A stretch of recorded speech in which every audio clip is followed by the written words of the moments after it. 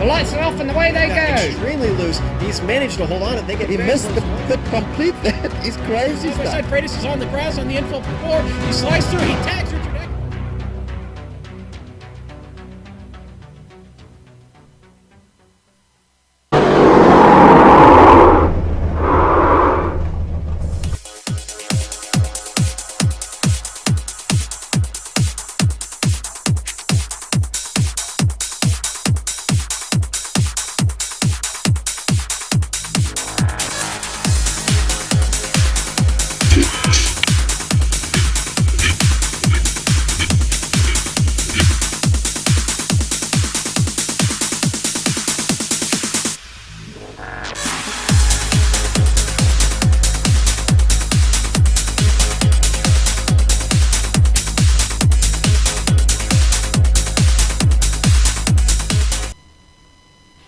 This is Sparta. Hello and welcome to Sparta, Kentucky for the 12th round of a 2016 iROC HPP Simulation Truck Series. We are live on the Global Sim Racing channel. Hi, I'm Samuel Ryman, and alongside me in the booth is Tanner Sharp.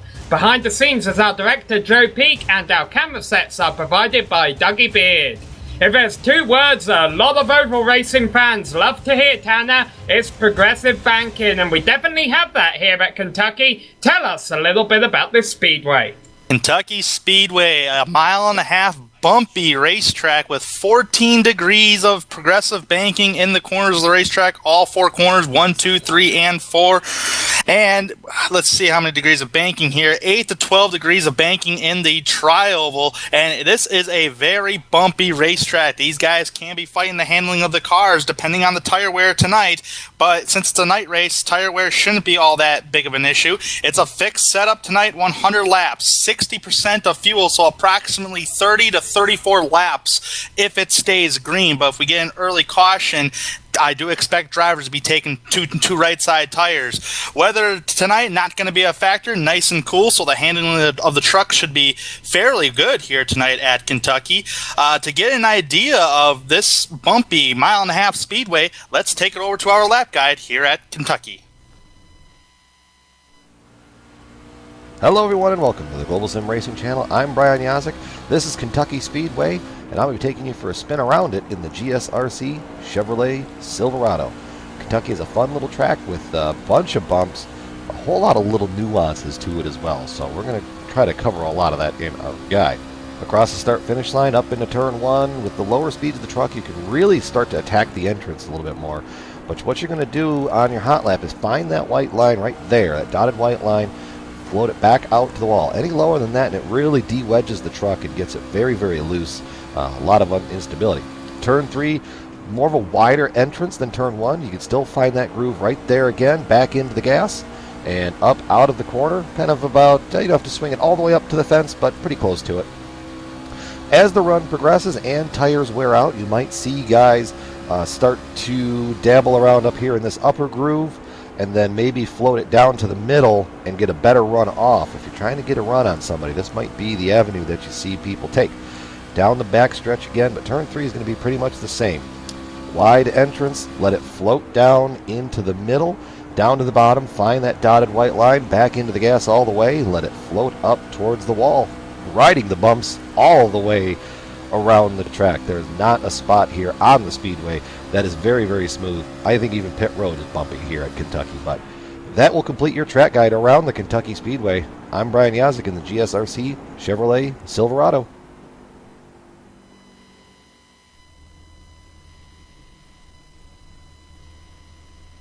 Well, that is the track here. Now let's talk about the drivers. We have 31 of them have just turned laps during practice. They're wrapping up their practice session here, about to begin qualifying. Here you see the top 5 drivers in the standings on points. However, they're not entirely the way that they will go into the chase at the end of the first half or 2/3 of the season, whatever you want to call it, because a win locks you in. However, you can see Nick Cohan, Jordan Erickson, Robert Barney, Austin Missler, Brian Yarzik all doing well on points, and with Brian finally getting that monkey off his back by taking a win at Gateway, the only driver in the top 5 in points there without a win is Robert Barney. He has started 11 races this season and came home with 6 top 10 finishes. Let's see if he can finally get the win tonight. He was, let's see, where was Robert Barney in practice? He was actually quite far down there, but now qualifying's about to begin. 5 minutes, each driver will have 2 laps, they have a track to themselves, and a fixed setup in this series, Tanner, means we always see close qualifying times. Yeah, a fixed setup. Everybody's driving the same thing, so close qualifying times is going to be definitely key. So you're not going to be too off on times. But this is a handling racetrack. But whether it's low temperature, 72 degrees, 73 track temperature, so you're getting a lot of grip in the racetrack early on. And you just talked Robert Barney. He was 6th fastest in the practice session, so he has to be feeling somewhat confident tonight that he can run in the top 5. Yeah, I've got to admit, I glanced over his name when I was reading down the practice order, but what's interesting is Robert Barney is one of the drivers announcing that he isn't actually going to turn a lap in qualifying, so he's going to elect to start from the back, and with 100 laps of racing, he should definitely have time to work his way up front. Might want to play a 2-tyre strategy throughout the race. Right now, we're seeing 73 truck on track, that's Jonathan Holstein. Austin Missler so far on top of the board here in qualifying. That might change as qualifying continues to go on. There's a couple other drivers who are saying that they are not taking a qualifying time. Drivers are Tim Knott and Nick Cohan. Yeah, a couple big names not turning the lap during qualifying right now. I think this top lap time is going to keep getting beat. Right now, Chris Simard actually has it, but it's only a 30.5. We saw some 30.4s in practice. Granted, the draft probably came into play there. But Chris Simard, that's a new name for me in that number 77 machine. Definitely proving he's fast right now. He was 11th in practice. Right now, his name stays atop of the board, but you'll see there's still over halfway left to go in this qualifying session. Yeah, Chris Simard, he's only 2/100ths off of his lap time. Actually, he's ahead of his lap time from practice. He was 11th in practice with a 30.56. He's fastest right now with a 30.54.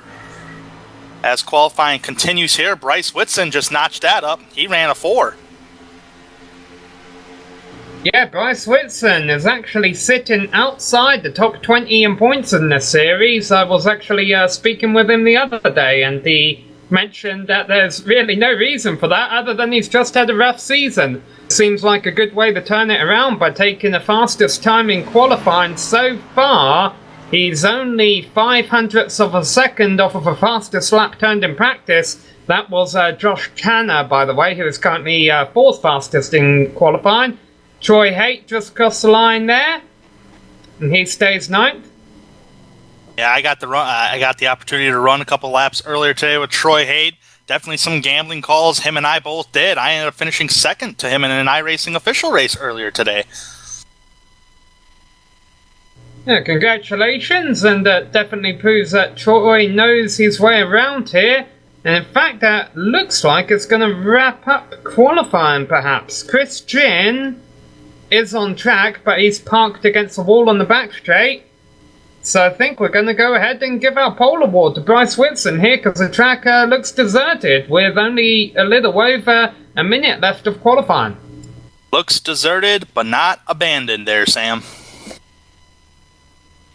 Alright, well, let's run down the qualifying finishing order here. Bryce Whitson is going to start on pole position, less than a 10th of a second ahead of Chris Simard, and then Jordan Erickson, just 4 thousandths back of our new driver there in 2nd place. Josh Tanner, fastest in practice, 4th fastest in qualifying. Austin Missler and Brian Yarzik on the 3rd row. Drew Carroll, new name to the series, however, we've seen him around before, and he's definitely proven that he can run up front. He's qualified there in 7th. Travis McQueeston behind him in 8th.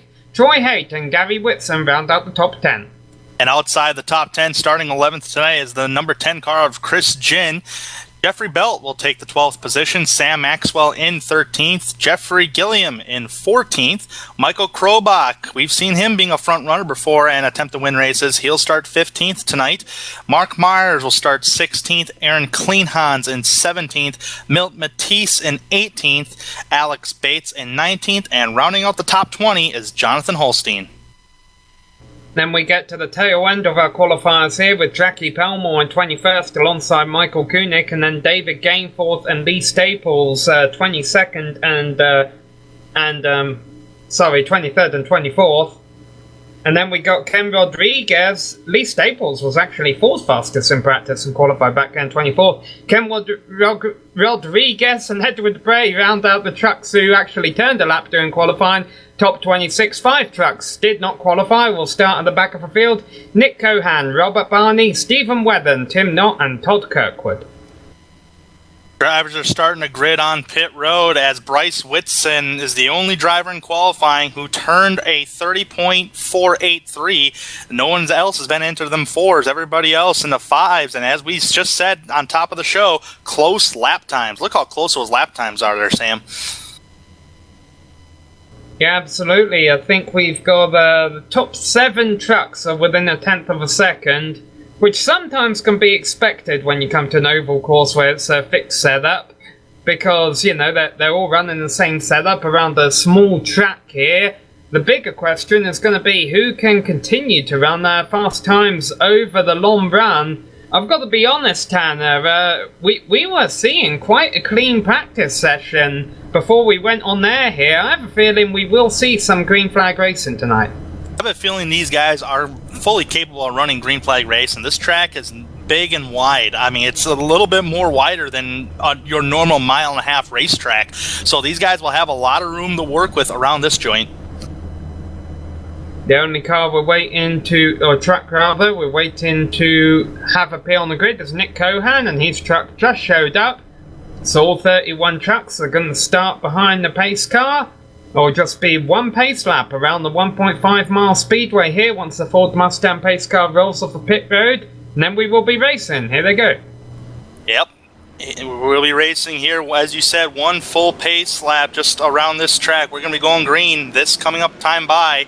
And if caution does come out early here, Sam, I am going to expect drivers, like maybe if the front half of the field does pit, I will expect them to take at least 2 right side tires, because from my experience, tires don't, after the first maybe 10 laps of the race, tires don't wear as quick as they do during the day race. We're here racing at nighttime, lights are turned on, it's night, it's cool out, so the tires aren't going to be taking that big of an abuse. Well, we will have to wait and see. There's 100 laps of racing, so there's definitely going to be some strategy played throughout the day. And the Ford Mustang pace car about to lead them to green. On the inside, you see our pole sitter, Bryce Whitson. He is in the blue and white HPP simulation 00 Chevy Silverado. Lined up alongside him, another Chevrolet, Chris Simard, new name to the series, and that number 77 has already proven that he is very fast. Ford Mustang pace car makes hard left turn. Bryce Whitson has control of the field. This is Sparta, and we are going racing. Oh, the inside row in the back just checked up just a little bit. Some guys timed it a little bit wrong, but we're okay racing right now. Bryce Whitson with a huge jump, and Jordan Erickson way down on the bottom side of the racetrack. Yeah, Jordan Erickson, I think, came in too low. It might actually cost him a bit on the exit here. Boy, he really wants to hug that yellow line for whatever reason. Now he finally comes upstairs. He's lost that second place to Chris Simard. He's in third, Josh Tanner in fourth, pretty much the way they started the race. I know you want to try to hug the yellow line at times, but A, we're not at Daytona or Talladega, and B, if you clip that apron, that you can get really loose down there. Maybe he finds the fix set up a little tight on the short run. Maybe he wants to get a bit loose. He's in third position now, though. He has the track to himself. First battle is for 5th place. Austin Missler got a really bad run coming out of turn 2 there. Ryan Yazik, our most recent winner, trying to get a run off the high side of the corner there on Austin Missler. And did Austin Missler clear the number 15? No, he did not. Not just quite. Man, Jeffrey Belt at the back of your picture there was making a 3-wide move. He made it work. He went from 10th to 8th the last lap around. Now he's looking for 7th on Drew Carroll. Jeffrey Belt qualified in 12th. Oh, no! White split. Oh, Brian Yazik hit the wall off turn number 2. That made everybody jump. Oh, Gary Whitson, number 13. Yeah, Dyson and Dyson. That was a battle. I was just mentioning that kind of had to jump out of line because of what happened to Yazik there. Yeah, everybody jumped, and Yazik, he hit the wall, and pretty much now he's just trying to take a deep breath, trying to settle in here for a few laps here. Number 98, Sam Maxwell. Who's that he is underneath there? 82. That's Troy Haight. Yeah, Troy Haight falling back. Michael Krobach making some moves on the inside of the racetrack here earlier on.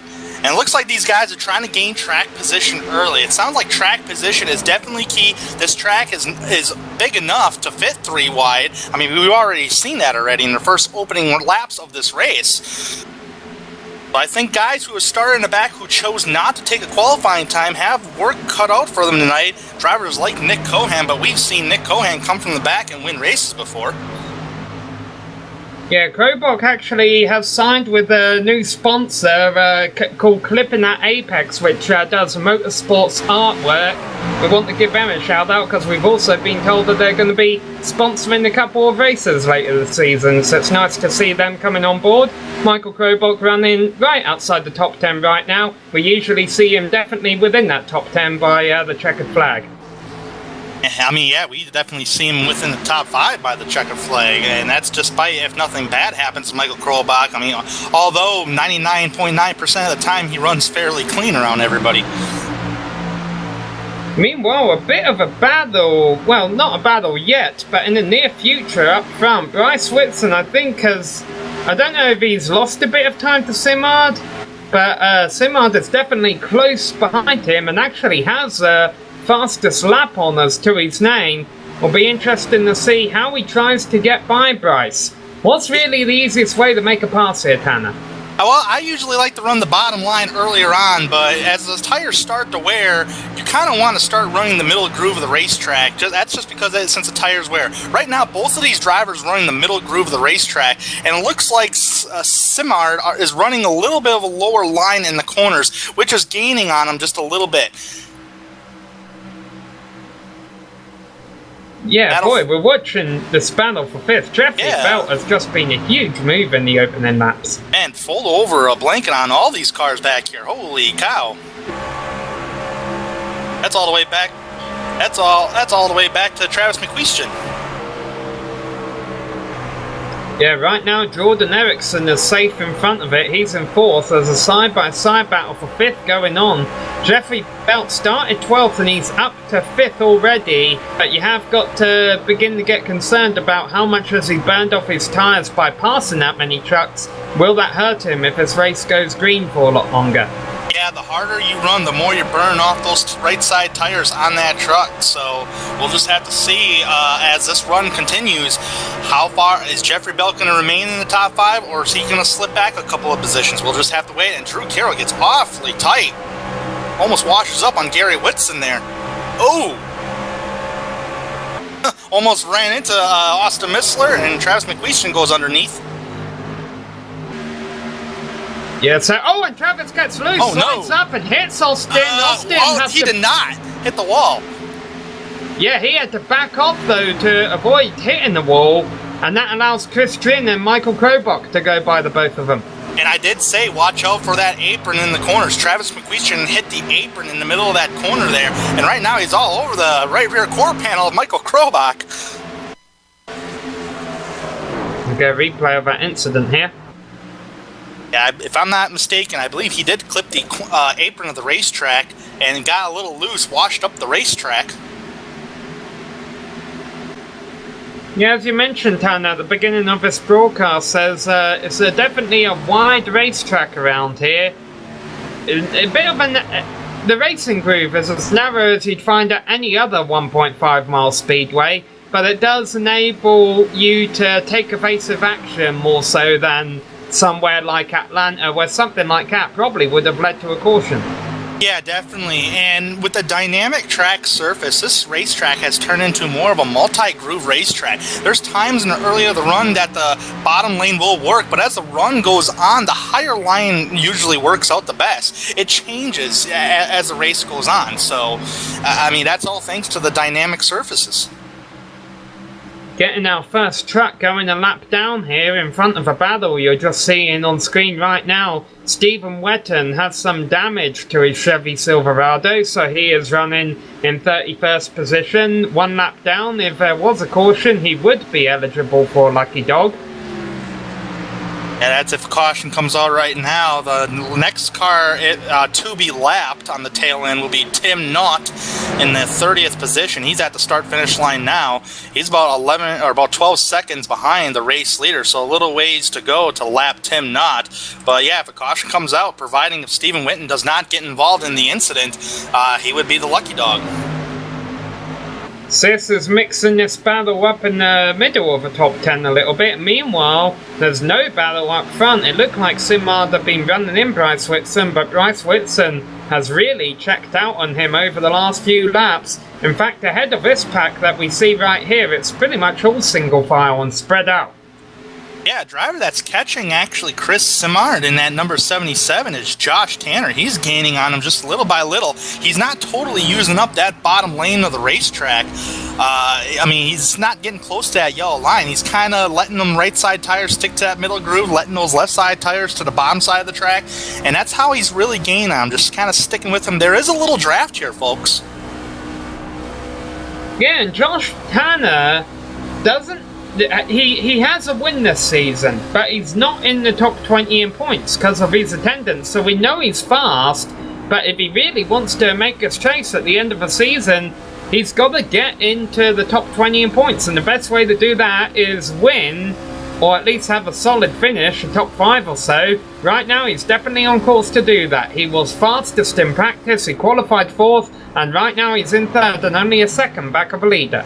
And he's the fastest, and he was the fastest car last time by on the racetrack. So have to see how far Josh Tanner can get up there, providing if he doesn't burn off his tires. But otherwise, yeah, you're right. He's pretty much racing for points right now. But if he gets a win, that'll help out a lot. The easiest way to race for points is to take a win, and this is a step in the right direction. He goes under Simard. Simard is not going to put up a fight, just drops back to 3rd place there, but that does allow Jordan Eriksson to run him down. Jordan Eriksson running in 4th position in the number 88 machine. Something else we got to consider right now, we're actually halfway through a fuel run. These trucks have a limited fuel load, 60% total fuel capacity, which means they can only go about 30 to 34 laps, and right now we're on lap 18. Yeah, I mean, we're clicking this race down as quick as we go here, Sam. I mean, we're pretty much halfway to our fuel run here, and I'm expecting maybe some guys to try to short pit a little early to try to gain a little advantage. But if you're going to short pit, I do it within the upcoming fuel window.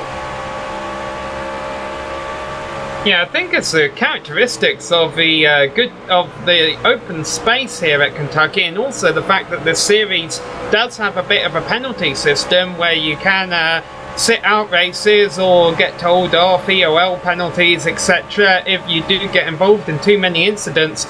We did see a couple of incident-packed races in this series early on this year, but we've seen some really clean races recently. This one definitely shaping up to be one of them. Granted, we're only a 5th race distance on lap 20 of 100 right now, and this battle for 2nd is heating up while the leader, Bryce Whitson, continues to pull away. Yeah, that's just what Bryce Whitson wants to see, is all these 3 guys right here to be battling. That's Josh Tanner, Chris Simard, and Jordan Eriksson, second, third, and 4th place cars. If these guys start battling, that's going to allow Bryce Whitson to really pull away, and actually he just pulled away last time by. Meanwhile, let's give a shout out to Robert Barney. He is our highest up driver of the trucks who didn't qualify. He was one of the 5 trucks that didn't qualify. He started 28th, he was up to 17th, but now let's go back up front because the battle for 2nd looks to be back on. Chris Simard gave up the position to Josh Tanner, but now he says, no, actually I want it back, and he looks for 2nd, but it's not going to work. Yeah, that higher line here at Kentucky as the tires wear is starting to pay off dividends for Josh Tanner. As you can see, it looked like Chris Simard just entered the corner just a little bit too low, and that allowed the car to wash up the racetrack just a little bit. It looks like the high line as of right now is really paying off on older tires. Obviously, I think, Tanner, it's safe to say that when these trucks come into the pits, even if a caution came out right now, we pretty much see them all taking 4 tires. In fact, Nick Cohan is coming into the pits right now. Lap 22, he's on. That driver is currently on. The leaders are on lap 23. Very trying to early work pit out stop. his strategy call here. Yeah, probably a little bit too early for my standards, but he's only taking 2 right side tires, Sam. I wonder if he's short pitting and thinking the race will go green to the end. That's very optimistic of him. I believe he already has a pair of wins this season, if I'm not mistaken.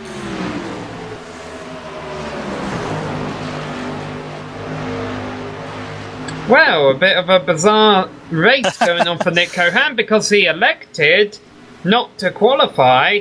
He hadn't moved up half as well as Robert Barney in the opening lap, so now he's playing a bit of a strategy call that if it backfires on him, could see him trapped the lap down. Yeah, if the caution does come out, he will not receive the lucky dog. He would have to pass Stephen Witten to get that lucky dog. He would get the wave around though. Well, we'll have to see. He'll be a hero or zero by day's end. I mean, why not? I mean, if I'm not mistaken, I do believe he has a pair of wins, so I mean, he's really got nothing to lose. Meanwhile, Ericsson has worked his way up into the second position. Well, we've been paying attention to that. Tanner's in third. He continues to have a little bit of a battle back here with Simard in third. But I don't think they're costing each other too much time, Tanner. And they can afford to race each other a little bit. They've got about a second over Drew Carroll in 5th position. Yeah, definitely. And Bryce Whitson not feeling pressured whatsoever. He's just about 2 seconds ahead of 2nd position and pulling away just a little further too as he's in turns 1 and 2. So Bryce, and I do believe you said he's not in the top 20 in points. So this is going to be a good turnout for Bryce Whitson as of right now. Meanwhile, we mentioned Jeffrey Bell earlier on, how he had really moved up through the field, and we were worried that maybe he was burning off his tyres. That does seem to have been the case, because he has dropped back from about 5th down to 9th position here. Granted, however, he is still running higher than where he started. He qualified in 12th. Yeah, definitely. I mean, he got as high as 5th position, and ever since then, he's fallen back to 9th place so far. So, looked like he burnt off his tires just a little bit early. So, once he gets those 4 fresh tires on that truck, maybe he'll just take it easy for a little bit and then see how the tires react on a longer run. All right, we're only about 5 laps. Oh, and there's a caution. Uh-oh. Nick Cohan. Stephen Wetton, the driver who was down the lap, encounters more trouble. Nick Cohan had actually gone by Wetton, so he will get the lucky dog. Stephen Wetton can't think about a wave around because he's going to have to bring that in for repairs as well as fuel. Oh my goodness, who was driving number 41 when that happened? That was Tim Knott. Yeah. Yeah, maybe we can get an onboard from our director.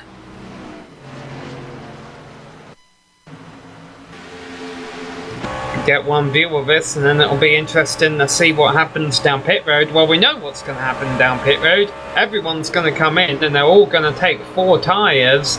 The big question is, as we see exactly what it looked like from Tim Knott here, the big question, Tanner, is going to be, how do they come off of pit road? Who gets the fastest stop? Well, you got to stop in your pit box, just right to get that fast pit stop. If you're just a little bit crooked, the more crooked you are in your pit box pretty much is the more slower your pit stop is going to be. So you want to hit your marks just right on pit road and don't speed on pit road because the exit of pit line is a little farther out than you think. So just don't speed down pit road, hit your pit box just right, and you'll get a quick pit stop.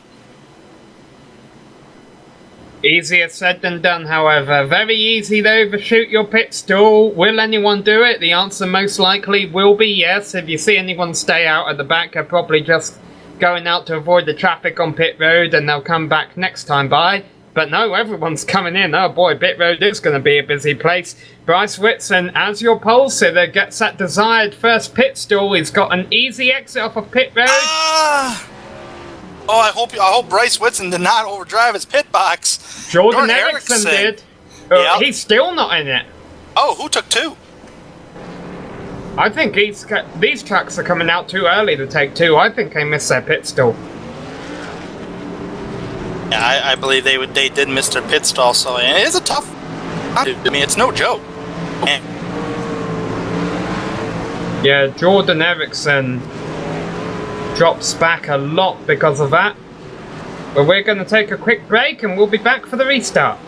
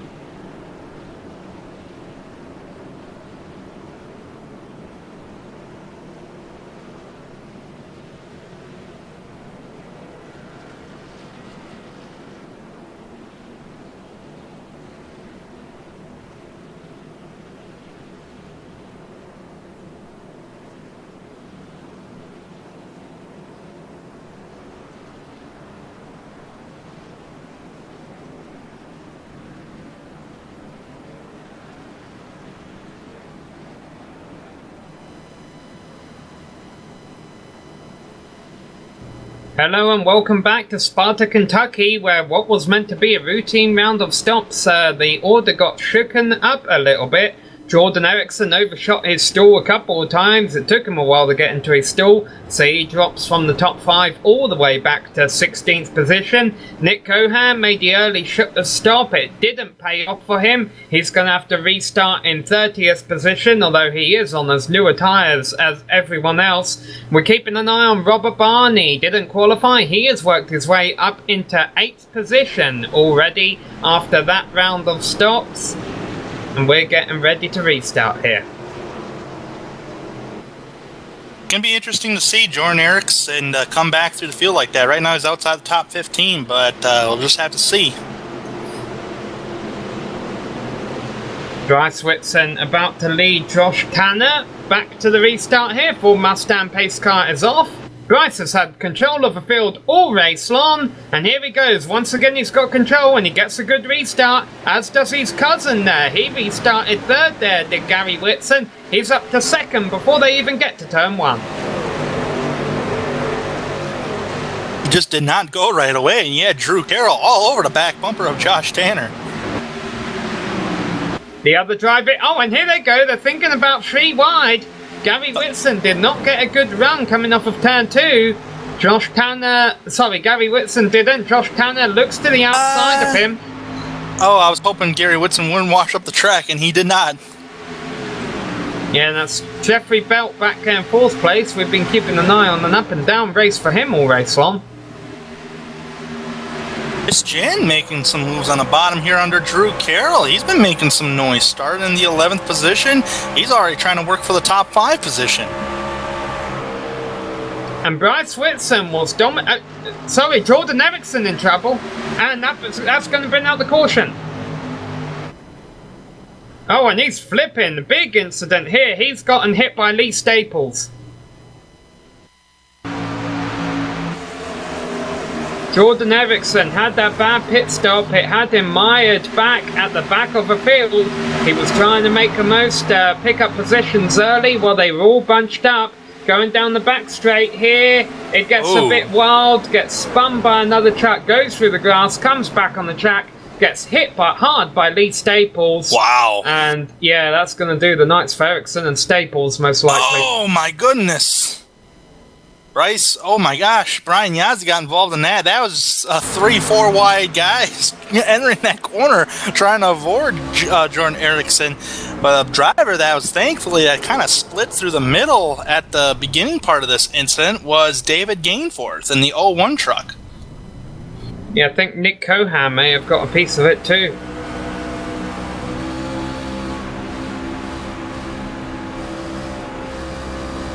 Erickson.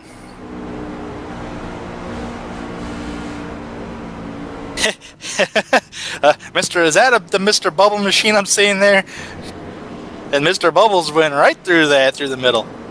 You see pit road is open, some drivers outside the top 5 coming in, the top 6 cars stayed on track, or trucks rather.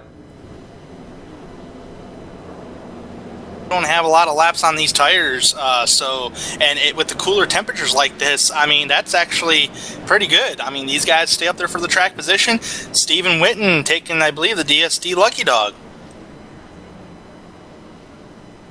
It was the only truck 1 lap down ahead of its caution still, but I think we're going to have several laps down now after that incident.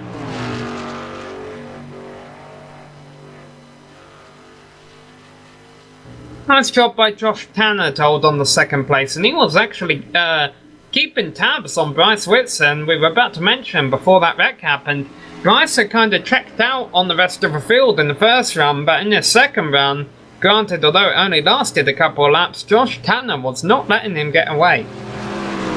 Definitely wasn't letting them get away earlier on. We'll have to see how this goes on this upcoming restart here. Let's see if Josh Tanner doesn't get caught sleeping this time around. Meanwhile, Sam, as I look through the top 10 currently right now, we have a driver that's come from outside the top 25, and that is Robert Barney. He's currently in the 8th position. Yeah, well, Robert Barney, he restarted in 8th position as well. He had been the biggest mover of the trucks that had elected not to qualify at the start of the race. He was up around 15th place ahead of the first round of stops. And I don't know if he just got lucky, if he just had a good round of stops, or if he perhaps even took 2 tyres under that first round of pit stops. It's something we have seen him do before, and we know he's talented enough to maintain track position if it was a long run. But whatever reason, he's currently running there in 8th place right now. As we mentioned, he's the only driver in the top 5 in points without a win. Yeah, and I mean, he could go, as fast of a truck as he has tonight, he could go for that win tonight. I mean, he's got a good enough truck to do it. Yeah, right now we haven't seen him be able to compete with the trucks up front, because of course he started at the back, so he's been going like a hot knife through butter through the first half of the field. He was 6th fastest in practice. As you mentioned, he has the pace to run up front, but how will he fare in the fight when it comes down to the closing laps? It'll take a little while, I think, for him to get those final 7 in front of him, but he does have time to do it. We still have over half a race left to go. Meanwhile, on pit road, Brian Yazik, a little more damage than I thought. He's sitting on pit road trying to get damage repairs to his truck. It's very unfortunate for Brian Yazik earlier on in this race. He's only 36 laps into this race, as the race leaders right now are 39 laps. Yeah, unfortunately, it looks like everyone we mentioned in the incident, meanwhile the lights are off on the pace car, everyone we mentioned in the incident has gone a couple of laps down. I also saw one truck getting repairs on pit road with a bit of damage. That's Travis McQueestron. I'm not sure if we mentioned that he was in that wreck. However, he wasn't substantially in that wreck. He is still able to maintain a lead lap position right now. Yeah, well, I have to see how he fares as once we go green flag here, if he's able to keep up with other drivers on the racetrack. Meanwhile, we should mention that there are 3 drivers in the top 20 in points who aren't here tonight. Alan Young, Curtis Aho and Norm Pelletier. Norm Pelletier and Curtis Aho, you've got to be a little worried about falling outside the top 20 in points because they were 16th and 20th coming into this race. It is lap 39, it's about to be lap 40, and Bryce Whitson is about to lead them back to the green once again as the Ford Mustang pace car goes off. And Bryce leading them down slowly, but it's gotten good restarts every other time, and he does it again. Nice jump on Josh Tanner, but Josh able to maintain second position for now. Good jump on Josh Tanner, a much better restart for him as he's right now hunting down the race leader. Right now he's in a sandwich between the Whitson boys. Yeah, he's going to try and use the low line to take that position, or maybe not. He was looking to it coming out of turn 2, but didn't get the run that he needed. So it is Bryce Whitson, Josh Tanner, Gary Whitson, Jeffrey Bell and Drew Carroll. Got very close there for 4th. Here you go. Battle for the lead. Josh Tanner on the bottom side of the racetrack using up that bottom earlier on. You got to remember, these tires are not really that worn out at all. I mean, we just had a couple lap green flag runs. Josh Tanner, is he able to clear Bryce Whitson off turn 2? He does, as the battle continues for second. Yeah, they're not worn out, but they're not warm either. Very cold tires right now. This is the first time Bryce finds himself in traffic all race long. How will he fare? Tanner leads the race. Gary Whitson up to second. Jeffrey Bell. That's tight. Yeah, right in between Gary Whitson. The rest of the trucks around him. Oh, Jeffrey Bell may have got up the racetrack just a little bit. Bryce Whitson still stuck on that higher side of the racetrack. Looks like on these fresher tires, like you said, they're starting to heat up now, but they were cold at the restart. Looks like the bottom line is paying dividends early on. Bryce falls back victim to Chris Drin here. He really needed to try and get a run out of the exit, but he wasn't able to do so. I think Bryce needs to fall in line and just ride a couple laps, but he's probably thinking of trying to get those positions back. For whatever reason, he is not off to a good run this time. Well, he pulled away earlier on, and he was right in the middle groove. So, I mean, we'll just have to see on a longer, if we do have a longer run right now, let's see if he can gain those positions back. Meanwhile, I believe a battle for the lead is starting to heat up a little bit here. Josh Tanner has it. Gary Whitson wants it. Gary Whitson is 17th in the points, which is a danger zone.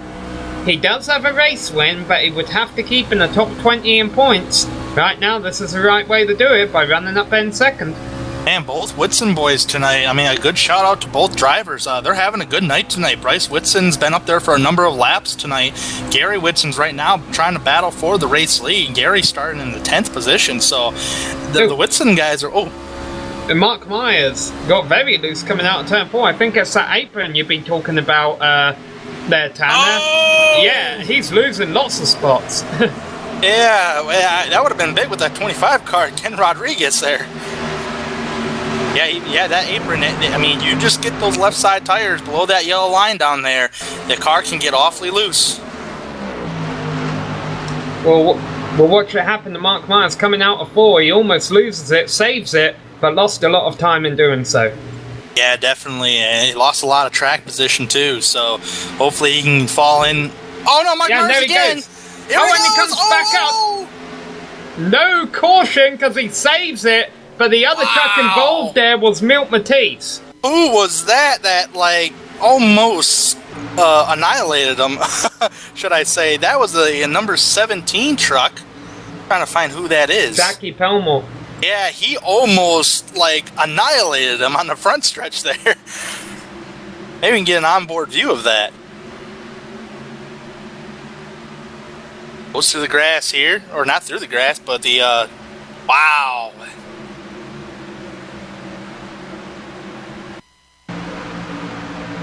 See if we can get a spoiler view on this, maybe, because it's behind him that he comes up.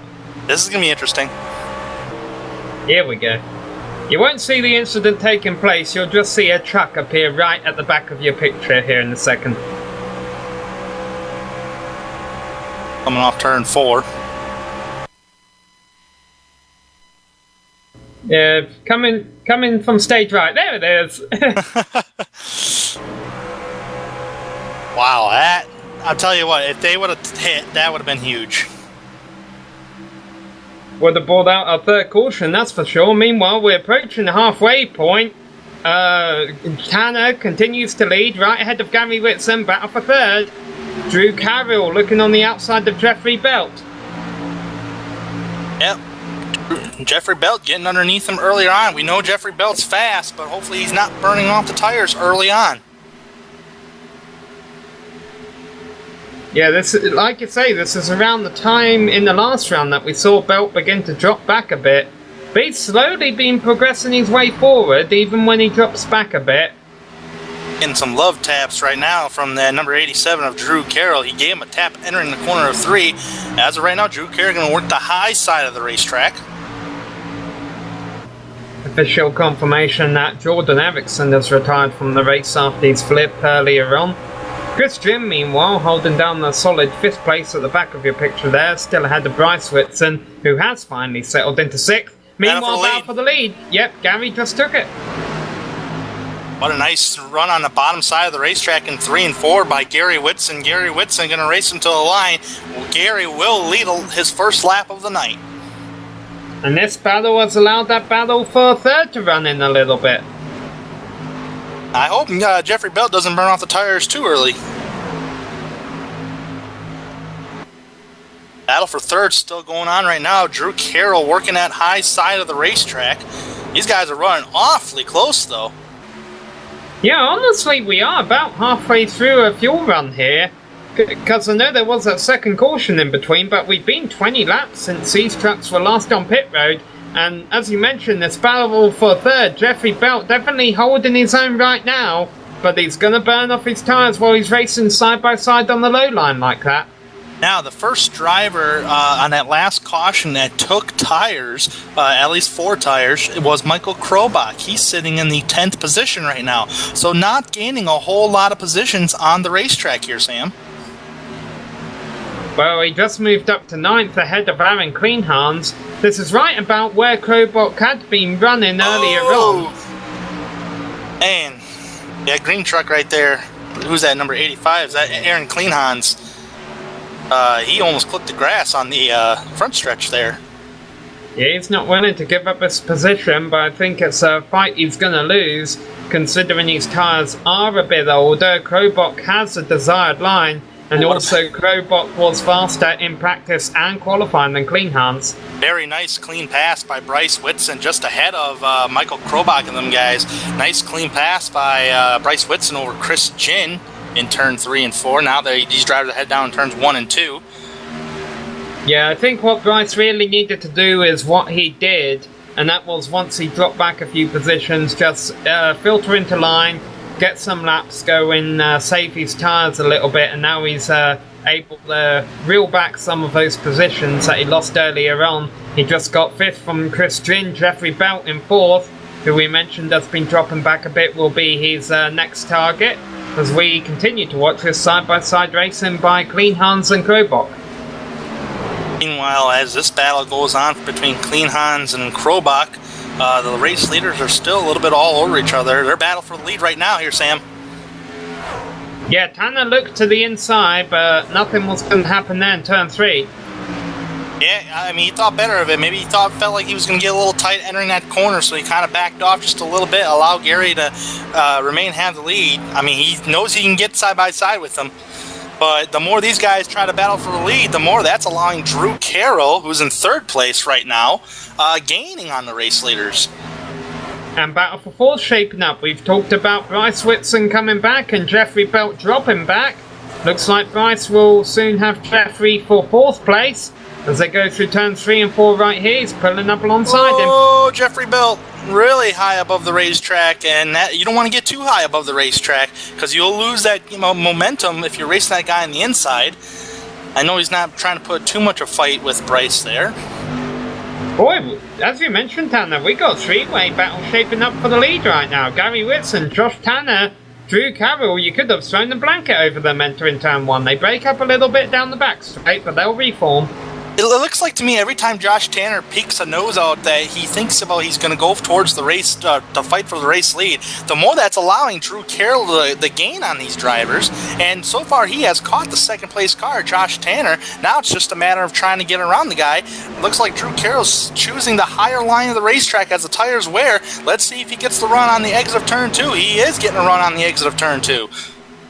But if he can't do anything, he's going to give him a bit of a bump here, and he needs to do that, because right now, Bryce Whitson in fourth is actually running them down, and with that draft that you mentioned earlier, he is bringing Jeffrey Belt, Chris Trin, and Robert Barney holding on solid there in 7th place with him. We could have a 7 truck pack up front here soon. There you go, all in one camera shot.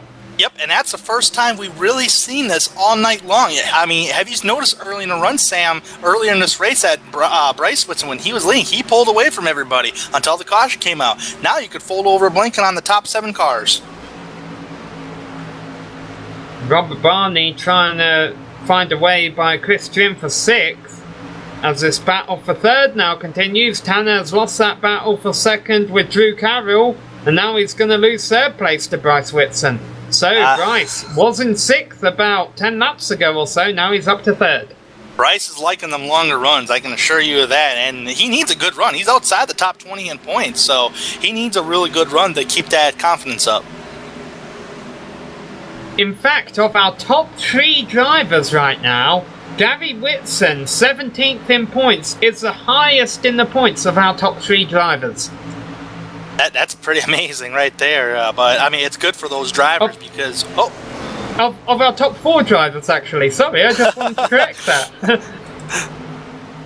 Either way, all 4 of these drivers right now, the top 4, are having some great runs here tonight, like Bryce Whitson. I know he's had a really an up-and-down season, but Bryce, man, he's hanging in there. He's led quite a few laps tonight. Gary Whitson, he's up there. He's ran quite a few laps. Drew Carroll going for the race lead off the high side. The same move he pulled on Josh Tanner earlier. Side-by-side for the race lead, and Drew Carroll beat him to the line there. Still battle for the race lead entering turn 1. Yeah, but Drew has that desired line, and I think Bryce might follow him by his cousin here on the high side. So Bryce Whitson down to 6th, moving his way back up to 2nd. Will he be able to get Carroll? Every driver in this...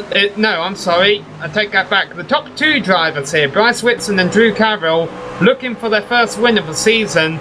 Drew, a new name to the series. Bryce really needs a win just to turn his season around. Turn his year around, really. You know what, Drew Carroll, we call him Mr. Excitement because he always makes the races exciting, and he made an exciting pass for the race lead. Right now, here's an exciting battle for the lead. Bryce Whitson on the left rear quarter panel of Drew Carroll. So Bryce is going to try and do it on the inside. He's getting close to that quarter panel. You just don't want to tap the guy. No, he almost did it there. I'll tell you what. If we pit in the next couple of laps or so, well, even once we just get to the next couple of laps or so, we're going to be at the point where that will be the final stop for these trucks. Very interesting. Because I think they're coming to the end of the fuel run, and they're also coming to the fuel window of the end. Here we go, Bryce. It's in! They touched a little bit. Yep. They traded some paint. Kept it pointing in the right direction, that's all that matters. Drew Carroll does not want to give up its lead. This allows Josh Tanner to run them both back down. Now that higher side on older tires has been paying dividends all night long on older tires.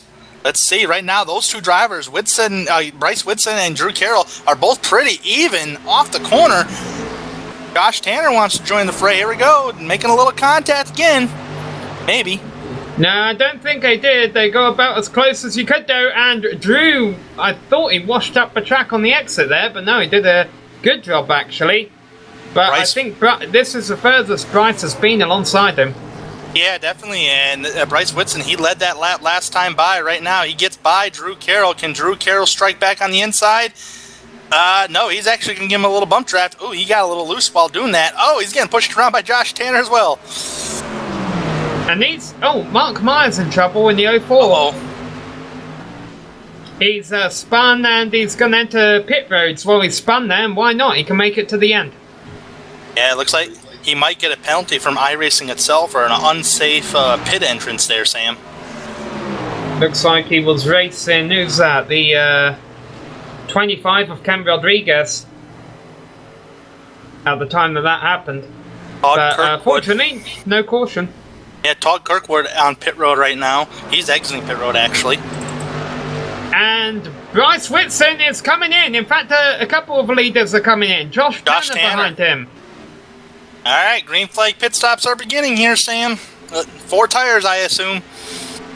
Yeah, and everyone else should be in not too far behind them, and all these trucks will be able to make it to the end. So Bryce and Josh Tanner, the first 2 to pit. Austin Missler, also another driver on pit road. And I believe Tim Knott is on pit road. And Rodriguez in the 25. More leaders coming in, but Drew Carroll stays out. Barney, who we got a lot of guys. Robert Barney made it in the top 5. He comes in. Gary Whitson, Jeffrey Belt, Aaron Cleanhands as well. Now, Sam, here's the question that raises my eyebrows. The drivers that pitted right now pitted with 32 to 33 laps to go. Pit window is 30 to 34 laps. Could we see a fuel mileage race here tonight? Well, I mean, I know we had a caution in between as Drew Carroll now comes in. I know we had a caution in between, but you've also got to consider these trucks are coming in about 36 laps after they last pit. It could be a possibility. Well, right now, Michael Krobach, if I'm not mistaken, stays out on the racetrack. Right now, last time he was on pit road was 34 laps ago. And that is about the fuel window. Let's see if he comes in this time by.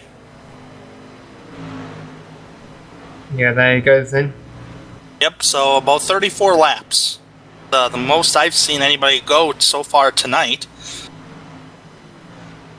Actually, I take that back, 36. The big winners, once these pit stops are going to be over, are Bryce Whitson and Josh Tanner. They didn't have any issues on their pit stops, and they were the first 2 to come in, so they've been able to make the most of those new tyres and will be out in front ahead of their competition. How is Sam Maxwell up there so high? Did he only take 2 tyres? Sam Maxwell, did he even pit? He did. He just came out and pit. Yeah, Sam Maxwell, 2 tyres only, right sides. What a gamble call right there. But I mean, heck, why not give it a shot? I guess. Well, we'll ask him in about 15 laps. We'll check back on him, see if he regrets that or not. Boy, Lee Staples is really off a pace out there. I mean, I know he was involved in an incident, but the drivers are having to keep an eye on him. Yeah, he's currently 22 laps down right now. Wonder if he has a lot of damage that's slowing that truck down. So Michael Koenig and Jackie Pelmore and Stephen Wetton have yet to pit. And Jackie Pelmore's on the radio, so I guess he's coming in, yep. Stephen Lap 72. Yep, and Stephen Winton is going in this time by. That's the highest he's been all night long. I know he's been involved in a couple incidents tonight, or actually I know an incident for sure. So Michael Koenig, the only driver left to come in. Might be coming in this time by, we'll have to see. He's in 3 and 4 right now. He's low enough on the racetrack, and nope.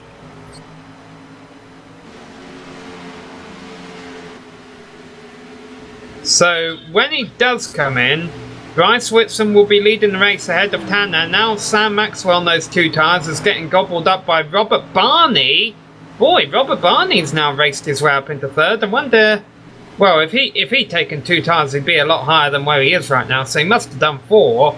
But he has gained positions over Gary Whitson and Drew Carroll. Yeah, Robert Barney, he pitted a lap before Bryce Whitson and Josh Tanner, so, I mean, he's in that pit window as the leaders, just a lap before.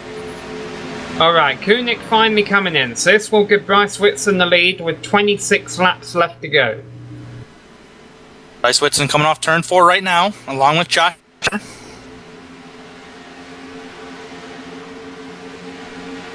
So right now they become the race leader. 1-2. Yeah, and Tanner's...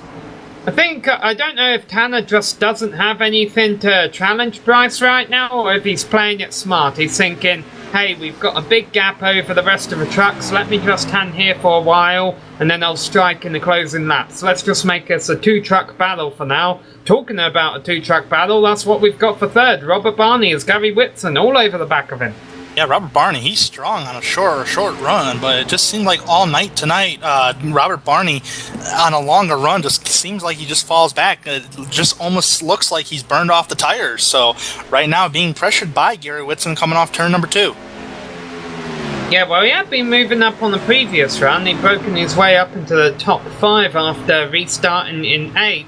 But as you mentioned, I think what we're seeing here is if he pitted a lap or 2 earlier than Gary, that his tyres, just by being a bit older, he might not be as fast as Gary Whitson on the track right now, but Gary can't do anything about it and has to continue to ride around in 4th. Boy, Sam, our race leader before the pit stops began was Bryce Whitson. I believe he made it past Drew Carroll, and then Bryce decided to pit, which allowed Drew Carroll to remain the race leader. Drew Carroll's back in the 6th position. He did lose a couple positions on that round of green flag pit stops, but I'll have to wait and see if he gains those positions back as this run goes on. I believe we're done pitting, if I'm not mistaken. Yeah, no, we should be done pitting as long as these drivers can make it to the end. They pit right on the edge of their fuel window. I think another thing that helped Josh Tanner out here is that he, like Bryce, was one of the first drivers to come in the pits. That doesn't explain why Drew Carroll dropped back so much. I mean, there's many different ways you can lose time on the round of pit stops. You could come in a bit too conservatively, you could have a bad outlap, a bad in-lap, traffic could come into a play, or of course you could just overshoot your pit stall. But right now he's behind Sam Maxwell in 5th, let's not forget that Sam Maxwell's on 2 tires. Well, Drew Carroll, Drew Carroll pitted 2 laps after Bryce Whitson and them guys, so he has 2-lap newer tires than the leaders. Let's do... Oh, we got a bit closer. Let's do a rundown of a full top 10 now that this round of stops is over. Bryce Whitson leads, and that's actually put a bit of a gap on Josh Tanner, who does seem to be the 2nd fastest truck out there today, I would say. Robert Barney has done a nice job using strategy to get him up from the back of the field up into 3rd place there. He's ahead of Gary Whitson, solid run tonight there in 4th place. Drew Carroll has just taken that 5th position from Sam Maxwell, who's on 2 tyres. Michael Krobach with that new sponsor, clipping at Apex. He is running in 7th position. And then in 8th position is Jeffrey Belt. He's had a bit of an up and down race, but been in the top 10 all along. Aaron Cleanhands, haven't mentioned him a whole lot. He's been back there 9th. And then Troy Haight actually rounding up the top 10.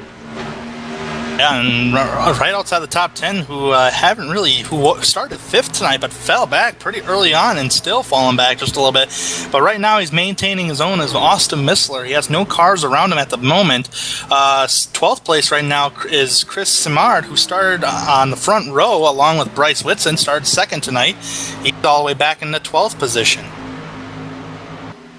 Yeah, still a nice performance though by Chris Simard. I think he definitely proved in the early stages that he could run up there with the top contenders. I believe this is his first race with these guys, and right now a 12th position isn't too bad considering he was only 11th fastest in practice. He's running ahead of Jonathan Holstein, Tim Knott, Christian, Jeffrey Gilliam, Alex Bates, Todd Kirkwood, David Gameforth and Milt Matisse round out our top 20.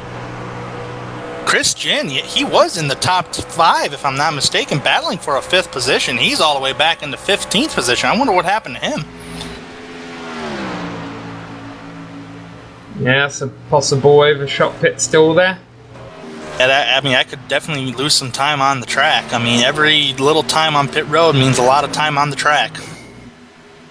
Meanwhile, this battle for 3rd place is heating up just a little bit. Gary getting closer to that back bumper of Robert Barney. Right now they're going after a lap car. Right now, I believe that's ahead. That's Michael Koenig in the 34. Oh, coming up close to his back bumper off turn number 2. Yeah, there is a fair bit of lap traffic out here. We've only seen the caution wave twice tonight. But both times they were for incidents that had pretty hefty impacts, and so that has led to some slow trucks out there on the speedway that all these drivers are having to navigate their way around. But they're doing a good job. It looks quite spread out, quite orderly there on the racetrack right now. And this is just the point where I think there's a lot of drivers out there thinking, man, if it just stayed like this to the end, we'd be okay. And that whenever all the drivers agree on that, there's always one caution that changes everything late on and going. 15 laps right now, separating Bryce Whitson from his first win of the year. If I'm not mistaken here, Sam, we did have that second caution that we had in this race. That gave the drivers opportunity to save a little gas under caution. So those drivers were able to save as much fuel as they can and maybe gain a couple of laps on fuel. They pitted with like 36 laps onto their run, if I'm not mistaken. So they come down pit road between 30 to 34 laps. And that's about the fuel window, I'm just trying to figure all this in my head as of right now. It's very interesting. It is, but we haven't really seen any of the drivers go into fuel conservation mode. Granted, that's because they're all racing each other, and they all know that if a caution came out that would throw any kind of fuel issues out of a window. I could be wrong. We'll have to wait and see. I'm not sure either. There's probably some drivers out there who aren't quite sure. Right now, Bryce Whitson, he's got to be enjoying this race lead because he's already pulled about a second ahead of Josh Tanner. This is probably the biggest it's been since before that second caution came out, Sam. Yeah, no, Bryce has definitely had a solid performance today. And, I mean, there's been some series he's been doing well in. This truck series, for whatever reason, he has been struggling this year. This night, it finally seems like everything's going right for him. But we've seen people like Brian Jarzik lead in the race with this many laps to go, and we know how that's usually worked out.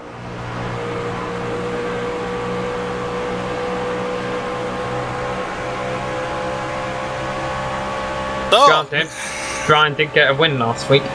Yeah, and the driver I'm kind of keeping an eye on right now that's kind of gained a little momentum back on this longer run here is Drew Carroll. I mean, he's starting to catch Gary Whitson and Robert Barney just a little by little. It's not a big gain, but it's little by little. So keep an eye on Drew Carroll in these closing laps of the race. We're coming down to 11 laps to go. This upcoming time by will be 10 laps to go. A bit of an interesting moment coming out of turn 2 last time by. Nothing worth going back and watching on the replay, but Chris Drin in 13th and Tim Knott in 14th both got into the outside wall and both almost lost it on the back straight. So then now they're running around in a bit of beat-up trucks, and it'll be interesting to see if they can hold on to those positions. 10 laps to go for Bryce Whitson to be able to capture that checkered flag to get his first win of the season in these trucks, providing if we do not get a caution. Keep in mind, folks, if the caution comes out with about 5 laps to go, we probably will not be going green. iRacing does not have any kind of green-white checkers whatsoever, so if about 5 laps to go, the race would end under caution. So the caution is going to have to come out with about 6-7 laps to go if we decide to go back green flag. Otherwise, this race is over in less than 5 laps. Drew Carroll took 4th place away from Gary Whitson. Here comes Drew Carroll. Looks like Carroll's better on the longer run. Yeah, it could also be because he pitted a little bit later.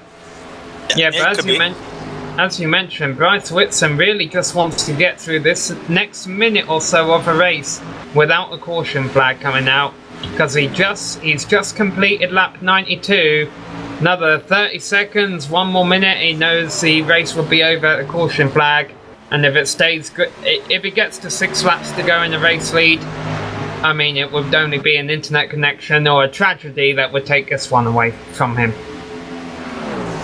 Caution's pretty much going to have to come out right now if you're going to have a mix-up in this race. Otherwise, this is all Bryce Whitson, as you said there, Sam. But I got to give my hat to Robert Barney. Burnt off the tires a little earlier on, but right now he's pretty consistent up there in the 3rd spot. He is actually catching Josh Tanner. So Robert Barney knows how to get it done. Yeah, well, I think what we saw there at the start of this round when Gary Whitson was trying to take that 3rd position from him, perhaps having a bit of fresher tyres than Barney, is that Gary actually burnt off his tyres by challenging him for that spot, and that's why he lost 4th position to Drew Carroll. But as you mentioned, Barney has ran down Josh Tanner here for 2nd place in the closing laps, and Barney, having started 28th position, he's 3rd in the points, doesn't have a race win. He's not going to get a race win here unless Bryce Whitson loses a connection or gets caught up in an incident with lap traffic. But yeah, this could definitely be an interesting battle for 2nd in the closing laps. I think this is going to be a battle for 2nd between 3 cars here, Sam. You got Robert Barney, Drew Carroll, and Josh Tanner. I think those 3 cars are going to be battling. If I'm not mistaken, Drew Carroll just hit the wall off turn number 4. Just kissed her. Maybe he got really close to it. But meanwhile, this battle's heating up for 2nd place. Robert Barney in lap traffic has pretty much caught Josh Tanner. Now it's just trying to find a way to get around Josh Tanner for that 2nd spot, because I believe right now you're out of time to catching the race leader. So the battle's pretty much right here for 2nd. Here they go by that Mr. Bubbles machine of David Gainforth. 4 laps left to go for these two as they cross the line. Bryce Whitson's probably hoping for a caution right now. Yeah, I think he'd like to win this race under green. He knows it's his for the taking. Oh, but there it is! Oh, wow, commentator's curse. Holy cow, caution is out. Edward Bray has crashed coming out of turn 4.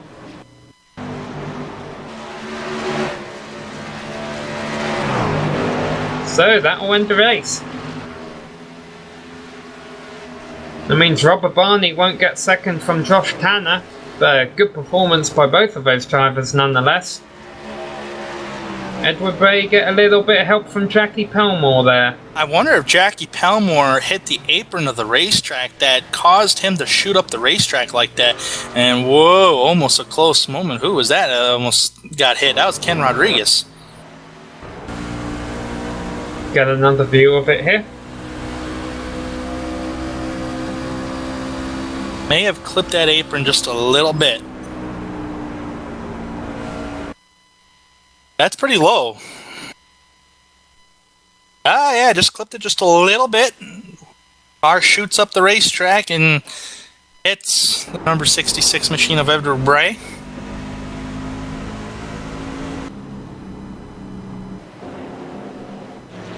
I still can't get over the amount of good stories you've got up front here.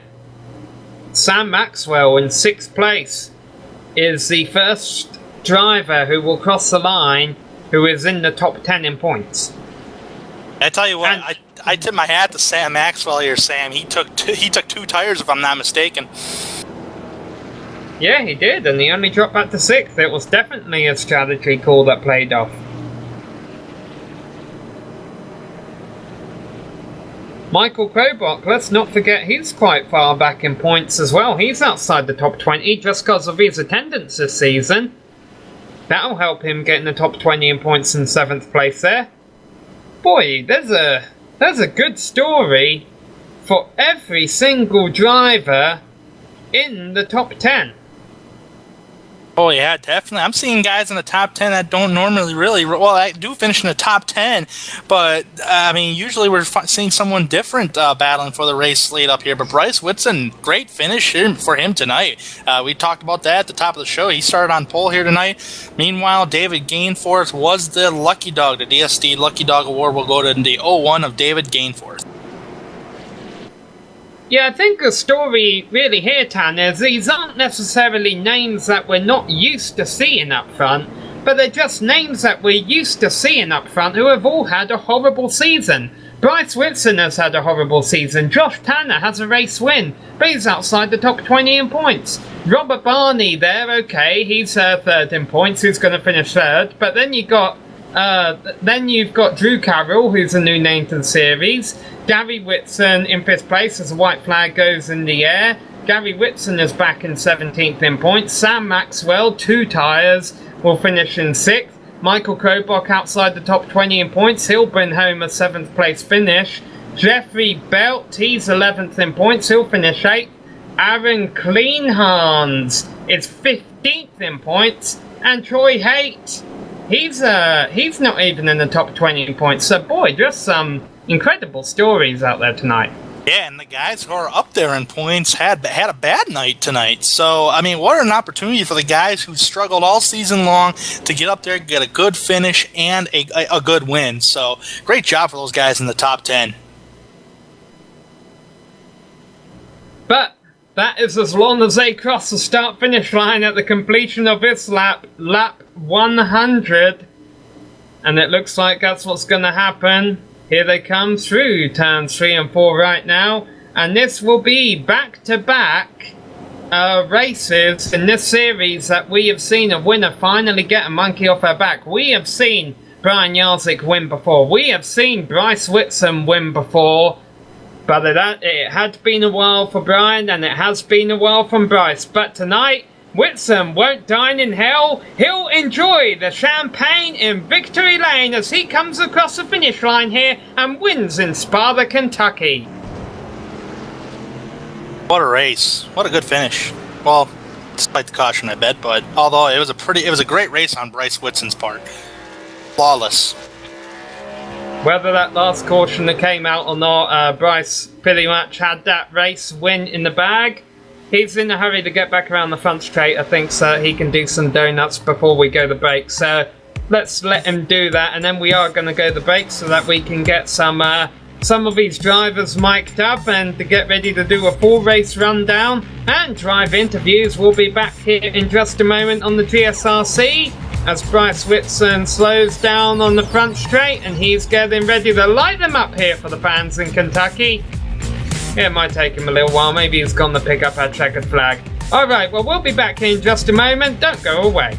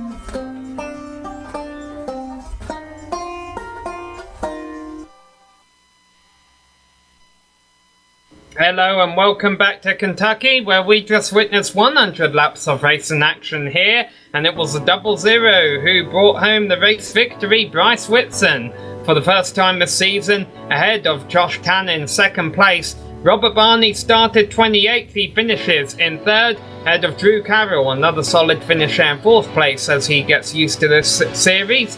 Gary Whitson rounds out the top five ahead of two tyres, Sam Maxwell in sixth. Michael Krobach, new sponsor on the 7 machine, he brings it home in 7th, ahead of Jeffrey Belt, Aaron Kleinhans and Troy Haight. And outside the top 10 tonight, Austin Missler will finish 11th tonight after starting in the top 5. I'm sure he would like to finish in the top 10, but 11th is what he's going to get tonight. Jonathan Holstein will finish 12th, Jeffrey Gilliam in 13th. Chris Ginn, who we did see in the top 10 tonight, it's fallen back to 15th or 14th position tonight. Alex Bates will finish 15th, Tim Naughton 16th. 17th is Todd Kirkwood. 18th place is Chris Simard, who started second tonight. Although he probably would have finished in the top 10, but finishes 18th tonight. David Gainforth and Mr. Bubbles Machine will finish 19th. And rounding out the top 20, finishing one lap down, first car lap down, is Milt Matisse. Yeah, that happened after the Mr. Bubbles car got the wave around, but going on the cars a lap down, Michael Koenig 21st, Travis McQueestron 22nd, despite being involved in that early incident. I think all these drivers got a bit tore up tonight, actually. Jackie Palmore 23rd, Ken Rodriguez 24th, Stephen Whelan 25th, Mark Myers, Edward Bray, Lee Staples. Actually, Edward Bray rounds out the trucks one lap down. Then you get to the trucks that didn't make it to the end. Lee Staples, Nick Cohan, Brian Yarzik, and Jordan Erickson rounding out the field. Those were the drivers who will want to forget tonight. However, it was a good race we want to remember tonight, and so do these drivers that we're about to talk to. Let's begin with our third place finisher, Robert Barney. Robert Barney, first off, congratulations on a top 3 finish here after starting at the back of the field. Oh, thank you, Sam. Was that fun to watch or what?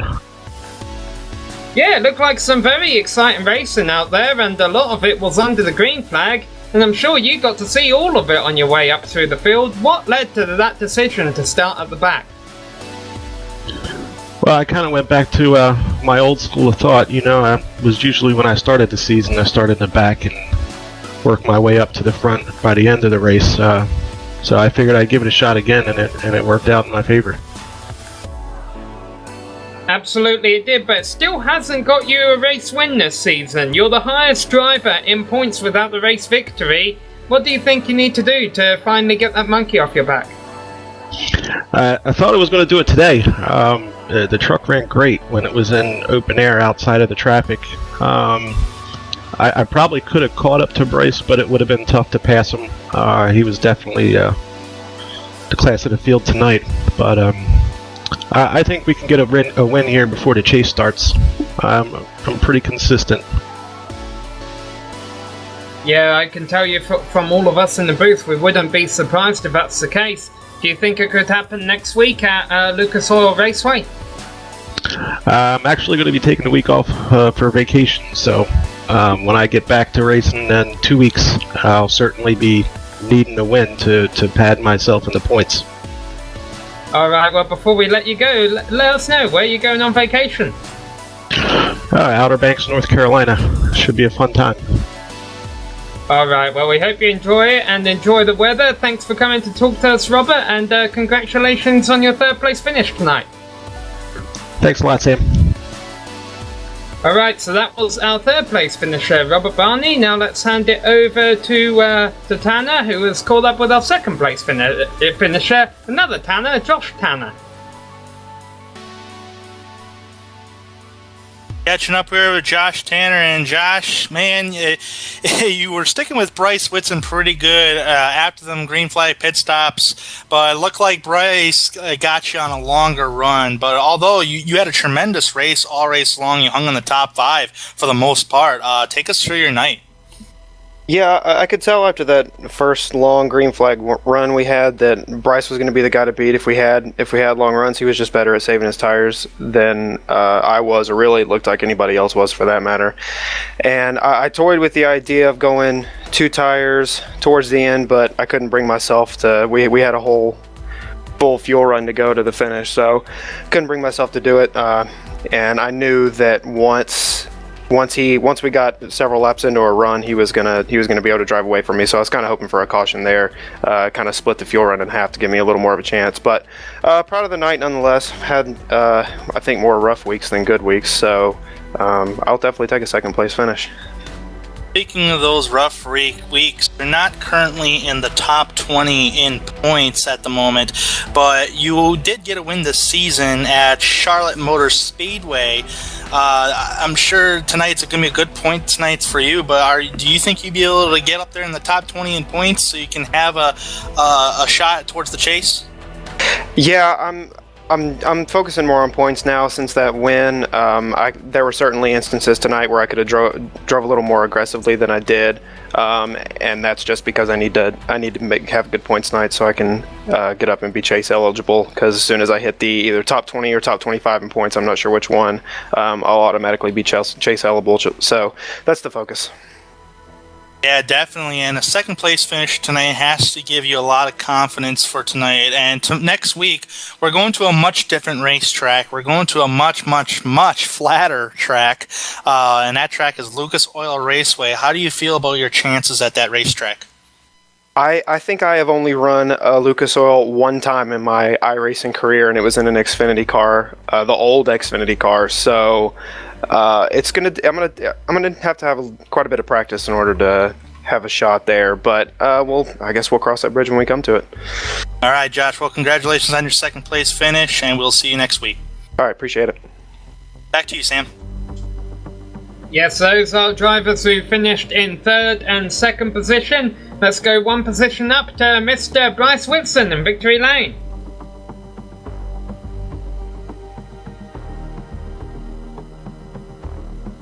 Bryce, long time no see, you could almost say. Congratulations on your win. Thank you very much, Sam. This one was a long time coming, that's for sure. After the start of the season that we had in the HPP simulation truck, I was really starting to question what was going to happen. Yeah, well, how did you get it done? I mean, it looked like you were absolutely dominating out there. What was your biggest threat on the racetrack? I think my biggest threat was just myself tonight. I ran a couple practice sessions beforehand, which I don't normally get to do, and I knew that if I kind of took it slow there at the start, that it would pay off in the end, and that's exactly what happened. We were just able to keep our tires underneath us, and about 10-15 laps into a run, we'd just pull away from everybody. So, I was a little worried there when I dropped back to 5th after that first caution. I was afraid that we were going to end up with a little bit of caution fever there, but we didn't. So that allowed me to run back up through there and get back up front again. Are you going to start, now that you know how to get a win in this series this season against this new competition level, are you going to start doing, is there something new, like you say, you did a couple practice sessions ahead of this race, is there something new that you did for this race that you're going to keep doing routinely to try and get you more wins, such as, say, eating at Cheddar's on Sundays? I'll say this, the chicken pot pie at Cheddar's really is good, but really what it comes down to is I got a good qualifying effort tonight, qualified on the pole. I really don't know where that lap came from. It was just kind of luck, and that's what's really hurt us all year. We've always been fast on the long run, but just being marred back in traffic and having to work through it, you get caught up in other people's stuff. Yeah, so obviously I think your goal now is going to be trying to make sure you maintain the top 20 in points. Is this win going to change your outlook on the rest of the season headed into Lucas Oil Raceway next week? Well, we got 4 races now until the chase. We got a couple of short tracks coming up. And so the important thing for me is to make sure that I get my driver credits back up to 10. I want those max going into the chase so I don't accidentally miss a race for that. And, also just stay in that top 20 in points. Keep clicking off consistent finishes. I probably won't do anything risky to get a win because I don't need to. But, that's not to say that I won't get up there and try to fight for it as well. Alright, well, congratulations once again, Bryce. See you at the Lucas Oil Raceway or Treaders, whichever comes first. Hey, thank you much, Sam, and thank you to Mark Hargett and HPP Simulation. We've had an awesome season so far, and looking forward to finishing this one out strong. Alright, well, those were our podium finishers. We usually only do 3 interviews, but because the race went by so quickly tonight, let's go to our 4th place finisher, Drew Carroll, has called up with Tanner. Catching up with Drew Carroll here tonight at Kentucky. And Drew, if you maybe had quite a few more laps left, you may have gotten to the race leader. Looked like you had a better longer run car than a short run car. Tell us about your night in the top 10. Well, we didn't really qualify where we wanted. I kind of got a bad qualifying effort. But like you said, our car worked really well on the longer run. It took me about 15 laps to figure out the track during the race to see where everybody was running. And then we started to really chip away at it. And I really thought we had something for the lead there, and we just kind of got back on our pit stop and had a horrible pit stop, and that's what really put us back there. And I was fighting to try to get second or third because those guys just kept coming to me, and end up tapping a wall off for one of those laps. But it was a good race for us. We led some laps. We were out front, definitely showed our strength, and if we keep running like this, hopefully we'll get a win. I don't know how long it is till the chase. I've just been trying to keep track of focus one race at a time, and if we keep running like this, hopefully we'll make it into the top 20 or top 25 and get a win, hopefully make it into the chase. Yeah, definitely. And running in the top 5 like this, certainly has got to give you the good points to do it. You mentioned pit road and not having a good pit stop. What does a driver have to do to get those good pit stops on pit roads so you can have a good pit stop and be out there on the racetrack to gain good time? Well, first of all, you with a fixed setup, you really got to so one person comes, you all got to come, because if somebody gets tires right, a couple laps before you, they'll pull away 4 or 5 seconds on you. But really, you just got to get in as hard as you can into the pits and not lose any time. And getting into your pit box is key with iRacing, because if you don't get into it exactly right, it'll throw your whole pit stop off. And like mine did, it gave me, I believe, a 14.5 second pit stop. And if everybody knows NASCAR, that's pretty much losing like 4 lug nuts on one wheel. So we didn't really get in our pit stall the correct way like we were supposed to do, and that's what happened with our pit stop, and we just, we lost a lot of time there. And you just got to try to minimize those mistakes as best you can, especially on a green flag run, or else you're going to lose a lot of time, just like we did.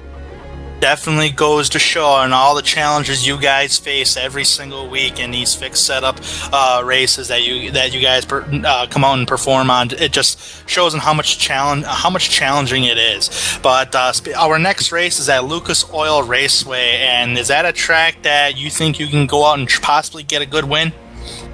Oh, absolutely. I feel like right now, I feel like we could go out and win any race we enter. And Lucas Oil Raceway, I have a few laps on it. Not too many, but I'm sure it won't take us long to find some speed. But we just gotta be patient, especially it's kind of a shorter racetrack, and I'm pretty sure the bottom line is going to be dominant. Unlike tonight, as you saw, the top line was really where you wanted to be. It's probably going to be a bottom feeder racetrack, so you're really going to have to be patient and keep all the fenders on it, because that's going to be a really big thing if you get hit in the bumper or hit in the front end. If you start losing some of your power, because the way that the damages for this kind of racing, it sometimes will take away power just getting a little tap on your nose. So hopefully that doesn't happen. We can go out and run a good race. Yeah, definitely. It's definitely a different racetrack than what Kentucky is. That's for sure. Well, Drew, we thank you for taking the time to come talk to us here tonight on the Global Sim Racing channel, and congratulations on your 4th place finish. Thank you. I just want to say thanks real quick to Elite Custom Graphics for coming on board. I'm really happy they were able to get them on the air and get them a good run tonight. I just got to thank everybody at HMS Virtual Development for letting me be a part of their team and letting me show my talents of what I could do out here. And everybody should go like Elite Custom Graphics on Facebook and that's it for me. Thank you guys for the broadcast. Thank you to Drew Carroll for coming to talk to us tonight. That was Drew Carroll, folks, who finishes in the 4th position tonight. He'll try to go get him next week. And Sam, how would we say we wrap this up for the evening? What a race we've seen here at Kentucky Speedway. A lot of great green flag racing we've seen. Yeah, absolutely. Shame it ended under caution, but I don't think the order was going to change too much anyhow. Anyhow, we got a few thanks of our own we'd like to give. Before we hand up the mics tonight, we would like to thank the organisers and the competitors in the iROC HPP Simulation Truck Series for coming here tonight and putting on a great show. We would also like to thank the makers of the various software and hardware that you see listed on your screen. Thanks to the team today, Tanner Sharp, Joe Peak and our camera guru, Dougie Beard. If you'd like to find out more about GSRC, you can find it at globalsimracingchannel.com, along with archived races and upcoming broadcasts. We're also on Twitter at GSR Channel and Facebook at facebook.com/globalsimracingchannel. A special thanks goes out to Eric Ekholm and Casey Lalonde, who provide us with our music. You can buy Eric's on iTunes and Spotify, and Casey's at caseylalonde.bandcamp.com. All of our upcoming races for our other series on screen, so be sure to check those out, mark them down in your calendar, and don't miss another second of exciting racing action. We'll be back next week at Lucas Oil Raceway with the trucks, but until then, race clean, race hard, and we'll see you on the track.